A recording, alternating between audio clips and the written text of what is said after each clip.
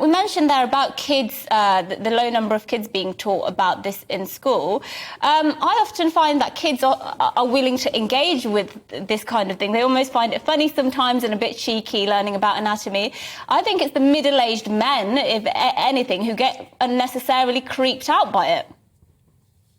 Yeah, thank you so much for having me. You know what? It's one of those things, isn't it? Unfortunately, when it comes to gynecological health, as soon as you mention it, a lot of people are shocked. There's a lot of shame and stigma associated with it. There's a lot of taboo.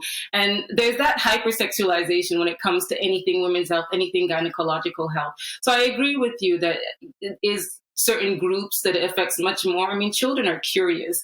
For instance, my daughter is only 4 years old, and I have taught her the correct gynecological names, the correct external genital names, which quite a few people have found shocking. But it's really important that we teach them at the younger ages. She doesn't find it uncomfortable. She doesn't see anything wrong with it, just like head, shoulders, knees, and toes.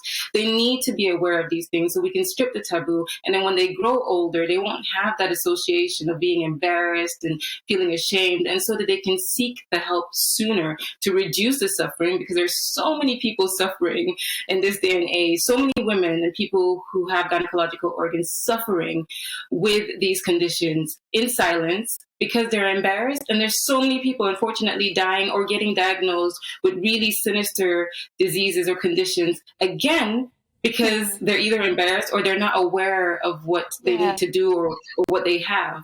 So I guess the one that we're all familiar with is cervical cancer. Okay, when it comes to cancer of your lady bits, that's the one that we all know about. But what are the other common ones that we may be less aware of, and what should we look out for? Yeah, okay. So the survey said that 2% weren't able to only 2% were able to name all 5 of the gynecological cancers. And I've actually brought my favorite bit of prop.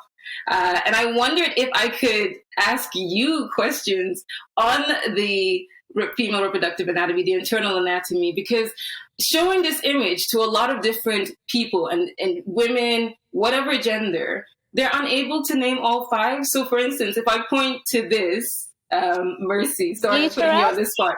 Uterus? Yes, excellent. And Bev, what's this? Fallopian tubes, ovaries. See, we've got a competitive girly SWAT here. She's beating me to it. And then this bit here. Cervix. What is this bit here? Cervix, vaginal canal. Yeah, and then the cervix is here. Just for those listening on the radio, this must be very confusing right now if you sat on the M25. But just to be clear, our doctor is holding up a plastic anatomical medical model of the female reproductive organs. Yes.